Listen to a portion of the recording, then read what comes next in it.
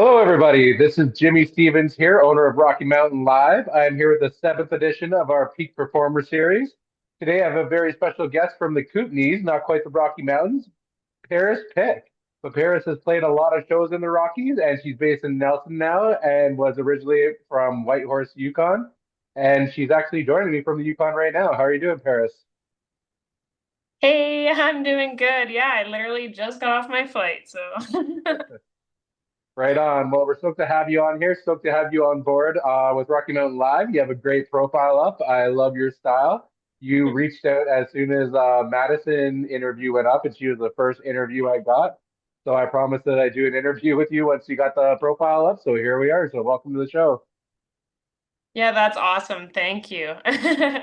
Maddie's awesome. So yeah, when I always love seeing stuff like this, like just like you're doing something good for your region of Canada. Like you're doing something cool for your, just the website and the whole concept of like just having it, easy and accessible is really great. So yeah, when I saw Maddie do her interview, I was like, that's awesome. Like let's keep stoking that fire.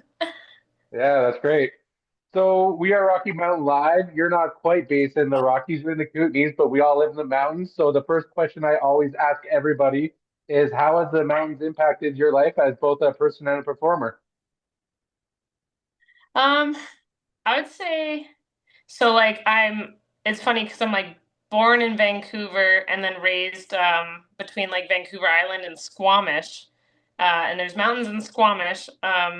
Vancouver Island not so much. And then kind of like transitioning to the Yukon and moving to where there was more mountains and then coming to BC and experiencing BC mountains, it's definitely like it's just I don't know. I just think like people feel nature more in these places where it's like prominent. Like I feel like when you have mountains, you tend to want to climb them, and you want to, just go embrace nature and be in it and be a part of it and let it just become just it's more of part of your being. I feel like where if you live in a city, it's maybe you're more prone to being part of the cement landscape, but I feel like the mountains and the forest and when you can get to a creek or a river, it just feels better. And so it just kind of adds this like calming, soothing state to your existence. That's how I feel being surrounded by mountains anyway.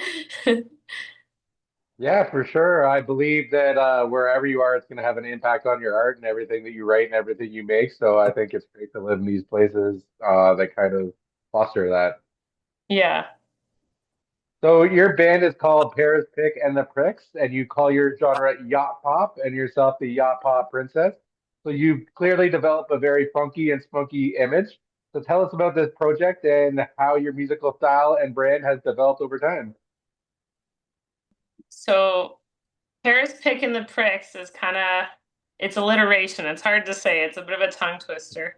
But the band name kind of just I always wanted one of those like kind of funky, band names where it's like Paris Pick and the Blahs.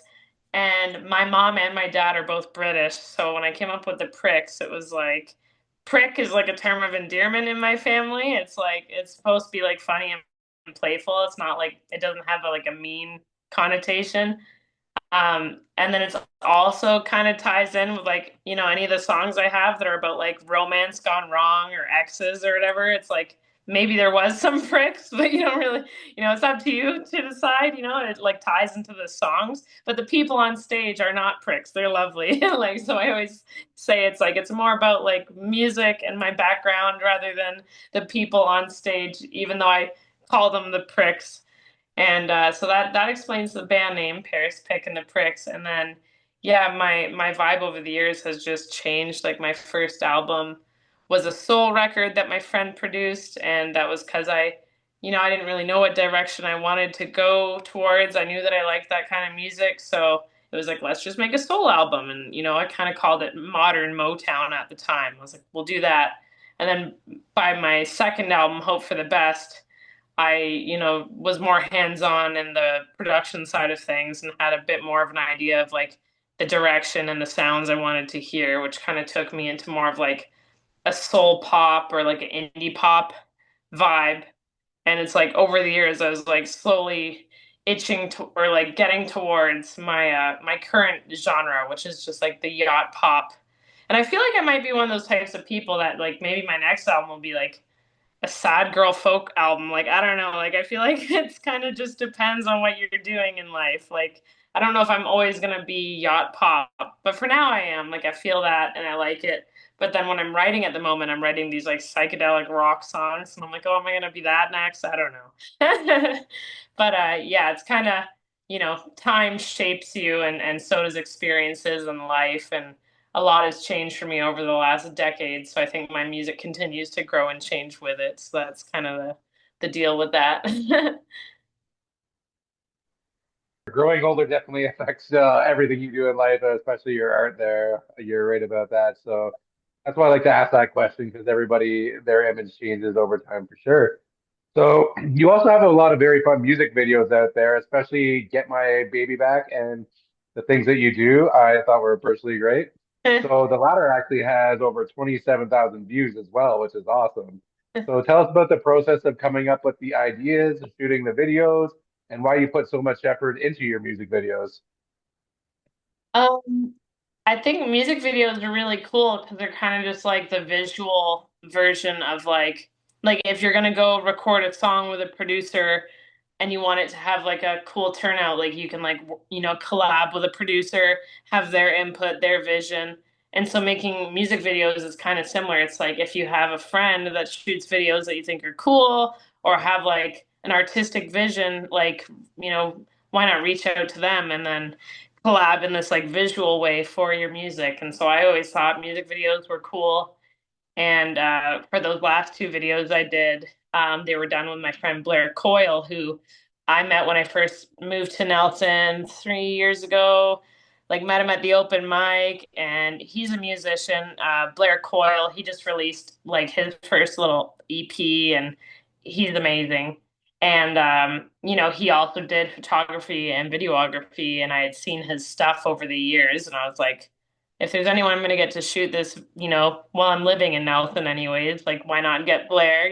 He's local and he's just got a great eye and he knows what he's doing. And so he helped come up with the idea for the music video for Get My Baby Back, like having the kind of weird stalker ex-girlfriend who thinks she's still a wife, like creeping on this guy, trying to like do voodoo magic to make him fall in love. Like that was kind of all Blair, like just came up with this like hilarious idea, which I was so down to be just play this silly character and just totally over the top. And then for the things that you do music video, is more just like a chill, laid back approach of like uh, you know, just keep it simple. It was like it's the short version of the song on the album. It's going to be an extended version. So like for that one, I was just like, let's just do something playful. And at the time, I was living in my van across from the grocery store downtown Nelson. So I said, well, why don't we just shoot me living in my van, like a girl being gross living in her van, and what that looks like, and how I'm trying to adapt. And then I had some of my band members come and dress up as ghosts and stuff. And yeah, we just made it very silly. So I don't know. I just think it's a making music videos is like a fun opportunity to add a visual element for your song. And yeah, it's really fun. I love it. Yeah, no doubt. And it's all about finding a way to connect with people. And I think a lot of people out west can connect with living in their van for a season or two. So Yeah. that's a pretty good one. All right. So no matter who you are in life, you got to get some help along the way. So who are some of the local musicians, venues, or businesses that have had the biggest impact on your career growth?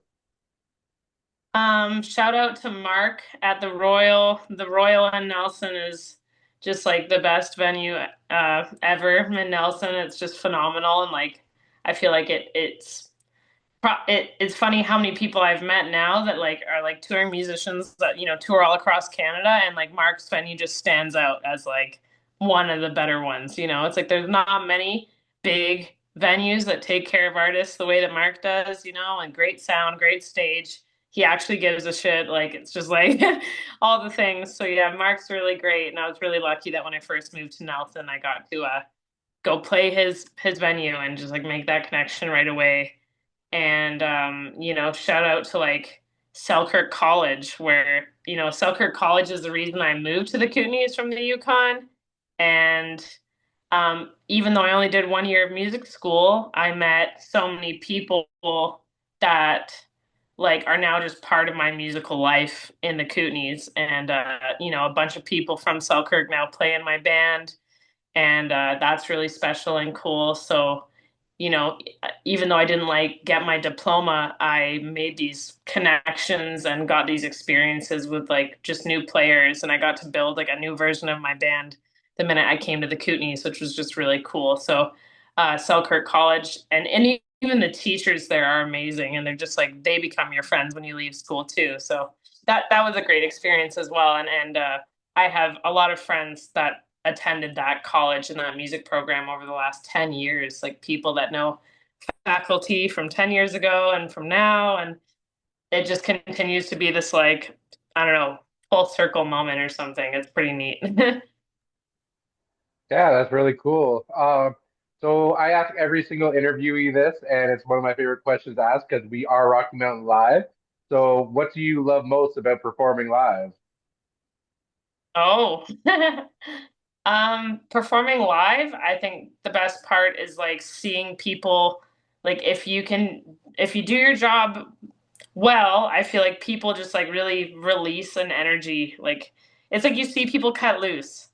Like they just kind of get to escape whatever their life situation is for like a brief second and just like dance, feel good, I don't know, feel nostalgic or make a new friend or just like have fun and just relax and hopefully go home at the end of the night going, wow, I had so much fun. Like that's the best. That's my favorite part of playing live is just seeing people have fun and providing a space where people can do that and just like, yeah, just give her.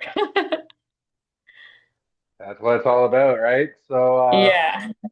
So let's say your shows keep getting bigger and bigger. Everything goes right for Paris picking the pricks. Who are some of the top musicians or bands that you dream of sharing the stage with one day?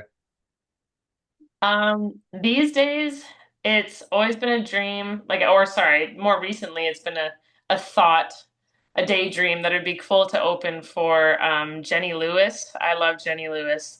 She's like really just got this like laid back, but also upbeat kind of mid 70s sound. And Yeah, she'd be a dream to open for. Or Mac DeMarco. I love Mac DeMarco as well. And there's another artist in the States named Dent May, who is like a little more boutique, and his music really inspired me when I first started writing, and it still does. He's just like super fun, upbeat, out there, kind of lounge music meets like Elton John vibes, but also kind of yachty. Like I don't know how to describe him, but yeah, there's a few people I'd love to open for. Right on. That's a pretty good list there. Good start. So which Rocky Mountain or Western Canadian artists or bands do you want to give out shout outs to for their work in the local scene? And who do you think we should get on Rocky Mountain Live that we might not have on the platform quite yet? Well, shout out to Maddie's son for just doing it for so long and kind of being like, when you look up online, like just yeah, like artists on this side of Canada, like Maddie's son comes to the forefront and she's badass, so that's awesome. And Sarah Orton from Penny Shades, amazing artist, and Nelson, who's just phenomenal and has been in other bands as well, and just has like mad pipes and mad chops, and is a great writer and a great artist. And yeah, Sarah Orton's amazing. And then not to be biased or anything, but I'll say my guitarist and my boyfriend Damien Alblin, who rips. He's from Grand Forks and he's really talented, and we met in my first year of music school. And since we met in school, he plays guitar in my band, I play bass in his band, and he writes phenomenal songs. And yeah, he would be great to have on the show, hopefully. And he's working on his upcoming like his debut record that we recorded here in the Kootenays. So yeah, shout out to Damien. Right on. That's awesome. So you mentioned Damien has a new album. I think that you have a new third album coming out as well. Yeah, yeah. Want to tell us a bit about that?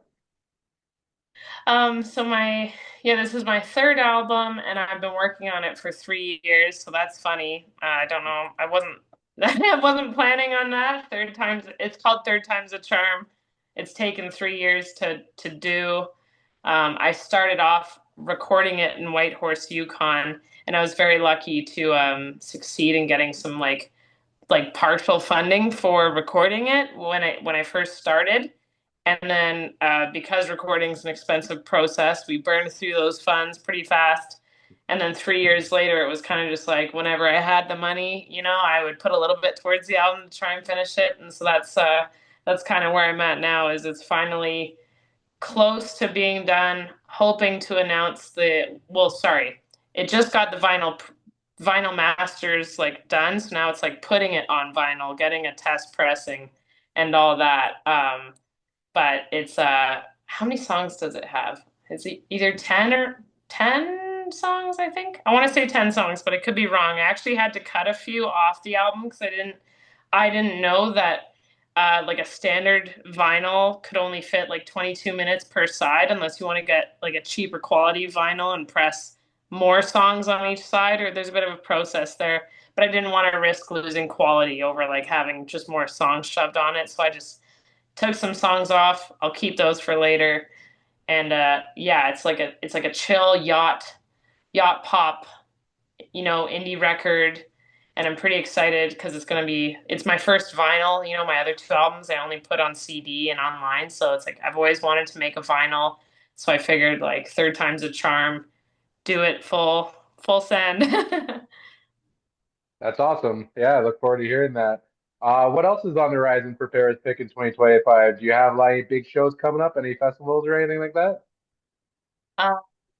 So for 2025, yeah, we're pretty busy. It's like June, July is pretty crazy. We're going on tour. So we're going on tour with Damien Albarn for June and July throughout BC and Alberta. And it's kind of like each tour is based around some festivals. So like we're playing Arts Wells in June, and we're playing Valhalla Festival, which is like a rave in Terrace, BC. And there's a few other ones that haven't been announced yet, so I can't say. There's one called Pembina River Nights, which is in Evansburg, Alberta, and yeah, a few more that'll be announced soon. But the calendar always tends to fill up fast, and then this is the time of year where like all the festivals that like just found out they got money, or they're like a little late to the game, like it's like the last minute scramblers for the summer. Like I'm starting to get some of those now. Like, oh, we just got our funding. We want to have you. And I'm like, oh, great, cool. I'm scrambling too. Like, Right on. Well, it sounds like you got a lot of good shows lined up, so that's exciting. So I ask everybody, why do you think Rocky Mountain Live is an important project, and other musicians, bands, and music resources should hop on and create profiles and list their events on the site?